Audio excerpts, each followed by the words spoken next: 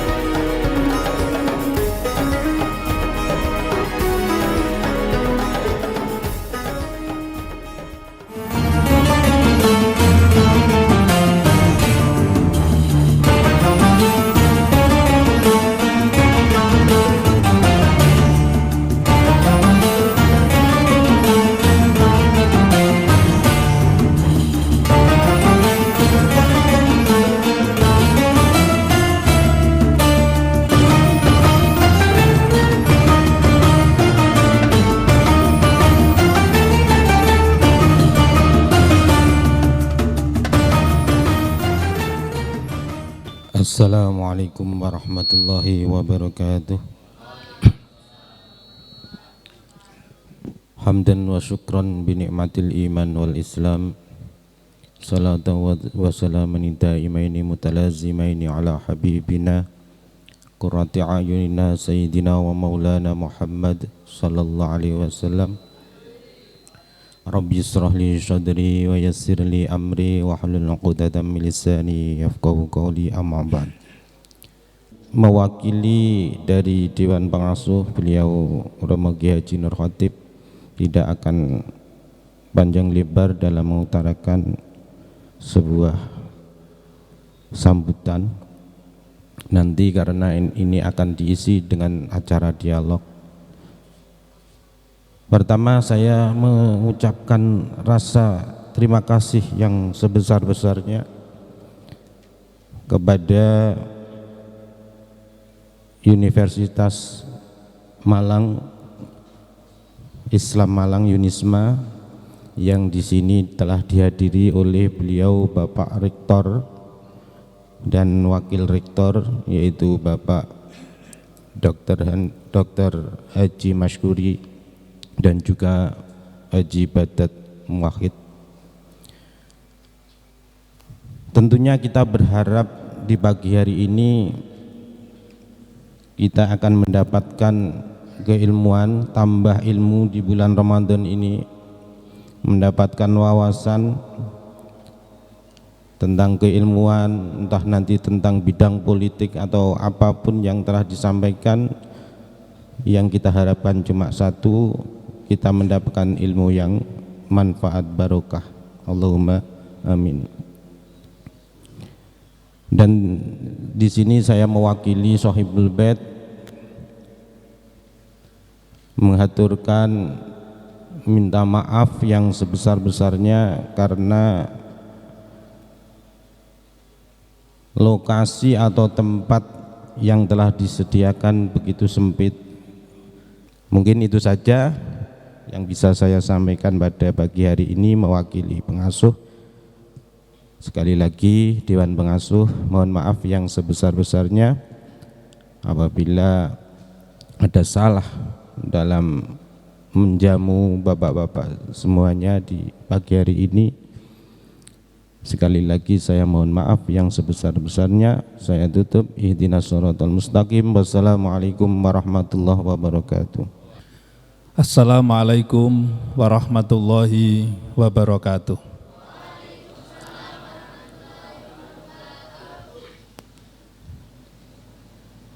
Bismillahirrahmanirrahim. Alhamdulillahilladzi syahru ramadhana syahrun mubarakan kutiba fihi siyam wa unzila fihi al-Qur'an hudal linnasi wa bayyinatin minal huda wal furqan. Allahumma sholli wa sallim ala sayyidina Muhammad wa ala alihi wa ashabi ajmain, amma ba'du.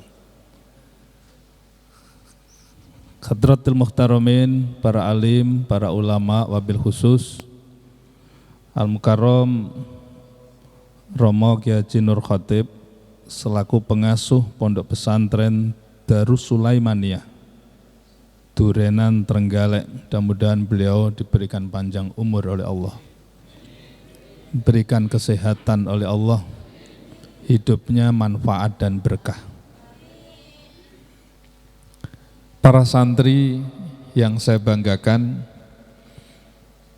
wajahnya ceria-ceria Gus. Ini bukan berarti sekedar sudah ingin pulang, tetapi wajahnya ini adalah wajah-wajah yang berilmu. Nurun ala nur. Jadi cahayanya itu tampak di wajahnya itu sebagai ahli agama, sebagai ahli ilmu. Dan ini doanya para kiai ini, doanya kiai kita, Kiai Khotib. Beliau selalu mendoakan, Allahumma ja'alna ya talamidana, diantaranya kira-kira ngoten Yai, selalu min ahlil ilmi wa ahlil khair. Pasti itu. Dan kiainya itu suka riyadhah. Kalau kiai suka riyadhah, ilmunya insya Allah ilmunya insya Allah berkah, manfaat ya berkah. Maka tadi ketika saya sampaikan, kita doakan kiai umur panjang, sehat, manfaat dan berkah. Itu artinya apa? Yes, pokoknya amin terus, itulah kiai. Jadi itulah santri. Pokoknya kalau ada orang mendoakan mesti amin begitu. Itu santri, itu tandanya santri. Maka para santri ini sekarang sedang thalabul ilmi, sedang mencari ilmu. Tapi nanti kalau sudah tidak ada istilah selesai mencari ilmu, enggak ada. Setelah mendapatkan ilmu, ilmunya diamalkan, kok diambil. Oh, sudah mendapatkan ilmu kok diambil. Ya diamalkan. Jadi jangan diketawakan karena apa? Dia sedang ngantuk tadi itu. Jadi jangan diprotes. Itu sebetulnya juga santri yang cukup cerdas. Tapi kalau misalnya nggak ngantuk, sangat cerdas. Itu loh ya. Jadi itu ngantuk masih bisa nyaut, gitu loh ya, masih bisa nyaut. Jadi diamalkan.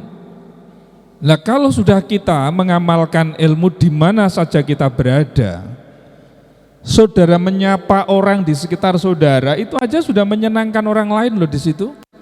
Bahwa ilmu saudara sudah bermanfaat, bahwa itu adalah bagian dari ukhuwah insaniyah, ukhuwah islamiyah, ukhuwah basyariyah di situ.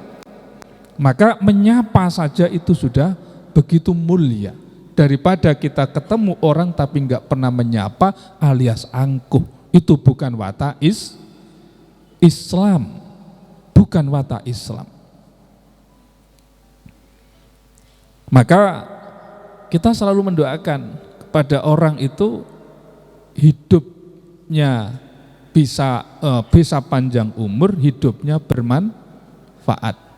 Berarti memberikan manfaat orang lain di samping juga diri dan keluarga.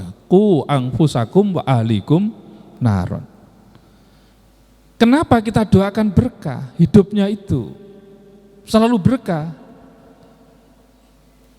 Kalau orang hidupnya enggak berkah, ini pun juga enggak bagus.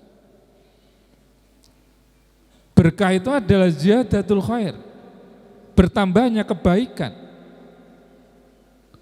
Orang yang mengamalkan ilmu, katakanlah, dia membimbing orang lain, dia mendidik orang lain, dia mengajari orang lain, sehingga dia cerdas, dan kecerdasannya itu akan bisa memupuk dirinya dan pada akhirnya dia juga akan bisa mengamalkan dan sekaligus menyampaikan pada orang lain.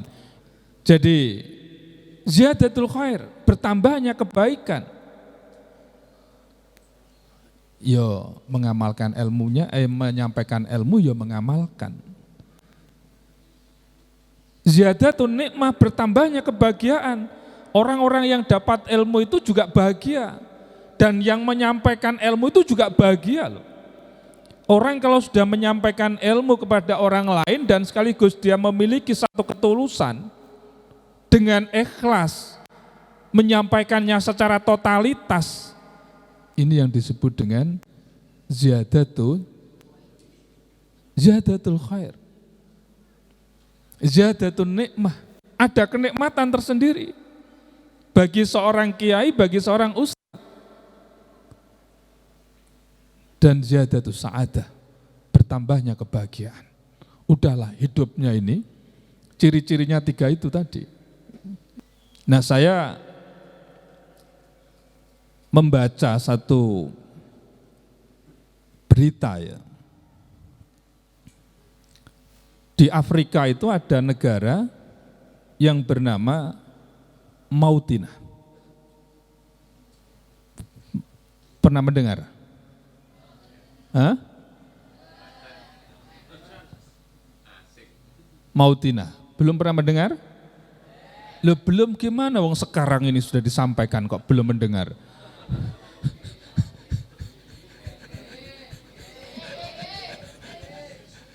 Loh, tadi kan sudah didengarkan ya? Ya, bahasanya adalah baru mendengar. Jadi kalau ditanya, kalau saya mengatakan, apakah sudah mendengar Mautina? Sudah. Kapan? Baru mendengar. Ini baru santri yang cerdas. Gitu. Jadi kata Gus Nasir tadi kan harus menjadi santri yang cerdas, Gus ya. Gitu. Mautina itu adalah salah satu negara kecil yang berada di Afrika. Dan presidennya itu bernama Dr. Amenah Gurib, salah seorang muslimah di mana masyarakat muslimnya adalah minoritas. Hanya 70% yang muslim. Berarti ada sekitar 83% non muslim. Tetapi Amenah Gurib menjadi seorang presiden. Anda punya cita-cita untuk jadi presiden? Punya cita-cita? Enggak. Mboten? Waduh, sayang sekali. Gus, ini harus pembelajarannya harus lebih diperkuat, Gus. Terlalu konaah ya. Cita-cita itu harus tinggi. Kalau cita-citanya pendek, itu dapatnya juga pendek nanti. Kalau cita-citanya tinggi, dapatnya itu paling tidak di bawahnya sedikit lah gitu ya. Cita-citanya harus tinggi anak-anak sekalian. Karena apa? Unisma pun juga punya cita-cita tinggi. Apa cita-citanya Unisma? Menjadi kampus kelas dunia. Itu cita-cita Unisma. Saya kembali lagi, Amenah Gurib sebagai seorang presiden, beliau mampu mengubah tatanan di negara itu.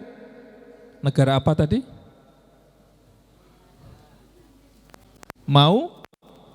Mautina.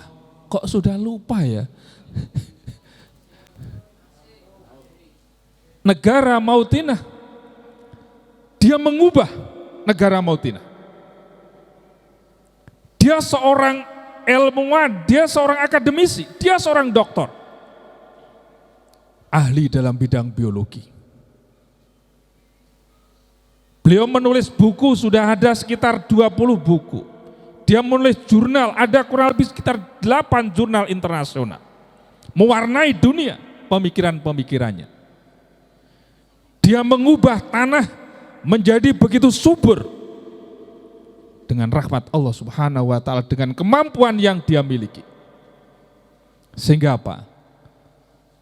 Hasil pertaniannya di sana dengan pajak-pajaknya digunakan untuk membiayai pendidikan mulai dari PAUD sampai perguruan tinggi gratis 100%.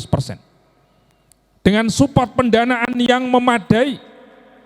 Bahkan siswa-siswi mau berangkat studi dijemput dengan kendaraan. Enak enggak? Manja enggak masyarakat? Enggak. Masyarakat menikmati dari sumber daya yang ada. Sudah merupakan haknya mereka. Mereka tidak manja, tetapi dia telah mensupport dan sekaligus mendukung bagaimana keberhasilan Aminah Gurib sebagai seorang presiden. Kalau enggak didukung oleh masyarakat, gimana dia akan bisa mengelola alam? Bagaimana dia bisa memakmurkan masyarakat? Seorang diri tidak akan mampu memakmurkan masyarakat tanpa didukung oleh orang lain. Iya bukan? Peran siapa? Peran masyarakat. Jangan peran makan loh ya. Pagi-pagi, masih pagi-pagi. Terima kasih Kiai, kami sudah dikasih kesempatan untuk berbicara di hadapan para santri. Selamat datang di Universitas Islam Malang, kampus unggul berkarakter Islami Ahlus Sunnah wal Jamaah dan telah mengimplementasikan Merdeka Belajar Kampus Merdeka dengan muatan distingsi di setiap program studi. Berbagai pilihan program studi telah didukung oleh fasilitas lengkap, laboratorium modern, dan SDM yang berkualitas. Penguatan karakter serta jalinan kerjasama nasional dan internasional mengantarkan mahasiswa Unisma meraih berbagai prestasi. Ketika saya masuk kampus Unisma, saya merasakan pendidikan tinggi Islam yang maju dan modern. Di sini, Mari bergabung bersama Unisma Malang, kampus unggul berdaya saing menuju World Class University. Unisma dari NU untuk Indonesia dan peradaban dunia.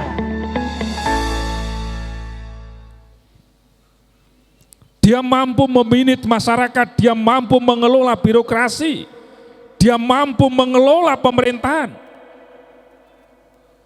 Bahkan bukan hanya pendidikan yang digratiskan, sampai kesehatan pun juga gratis. Masyarakat sakit dijemput langsung dibawa ke rumah sakit. Gratis. Mau operasi sebesar apapun, serumit apapun, gratis. Enak enggak? Enggak enak. Sakit kok enak. Kita dilayani. Maka menjadi pemimpin itu bukan elitis. Menjadi pemimpin adalah khotimah. Menjadi pemimpin adalah pelayan. Nyun sewu, termasuk Kiai Khotib juga pelayan. Pelayannya para siapa? Para santri. Pelayannya para siapa? Masyarakat. Pelayannya para siapa? Pelayannya asatid wal asatidah. Pondok pesantren kan gaji. Pelayan itu. Dan memberikan maisah penghidupan untuk keluarga. Itu pelayan-pelayan dalam hal ini. Pelayan-pelayan. Nyun sewu Kiai. Jadi kalau saya mendudukkan seperti itu memang guru-guru pelayan, kiai-kiai pelayan, masyarakat, pemerintah pelayan. Pelayan semua.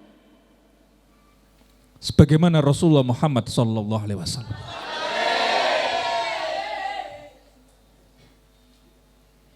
Suatu saat Rasulullah Muhammad SAW menuju ke Madinah. Mohon diluruskan Yai kalau salah nanti Yai. Beliau didampingi oleh sahabat Nabi yang bernama Abu Bakar As-Siddiq. Kemudian beliau ditemani oleh khotimah beliau, seorang pelayan, Abdullah bin Uraikid, menuju ke Madinah. Di tengah jalan kehabisan makan dan kehabisan minuman. Justru yang hampir semaput, ngerti semaput? pingsan, itu adalah khotimahnya. Abdullah bin Uraikid, ya dia melayani Rasulullah, ya, melayani sahabat. Dalam perjalanan kehabisan makan minum, dia hampir semaput.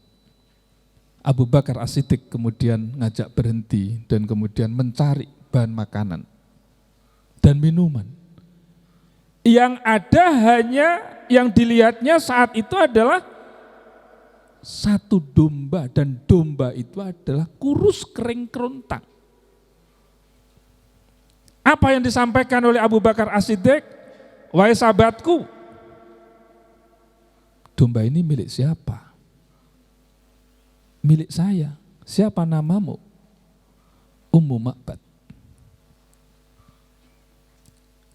Wahai sahabatku, ya Ummu Ma'bad, bolehkah kami memeras air susu domba ini, atau memeras susu domba ini? Untuk apa? Ada saudara kami yang hampir pingsan karena kehabisan makan dan minum. Bagaimana ini akan keluar air susunya? Ini domba yang kering, yang kurus kerontang, nggak mungkin ada air susunya. Apa kata Abu Bakar As-Siddiq? Selama kami diberikan kesempatan, kami akan coba. Laporlah kepada Rasulullah Muhammad SAW. Menghampiri Rasulullah. Dan kemudian menyampaikan, "Wahai Rasulullah, saya hanya menemukan domba, enggak menemukan makanan yang lain. Saya sudah izin bagaimana domba itu bisa segera diperas susunya sehingga segera keluar air susunya." Rasulullah biidznillah menuju ke tempat itu dan memeras susu domba tadi itu. Keluarlah air susunya. Hampir 2 liter, biidznillah. Ummu Ma'bad begitu terkejut.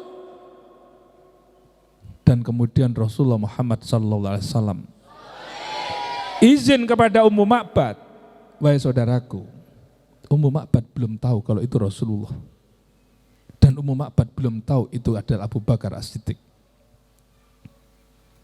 Rasulullah izin kepada Ummu Ma'bad, "Wahai sahabatku, izinkan kami mempersilahkan Abdullah bin Uraikid minum." "Jangan, kamu dulu yang minum."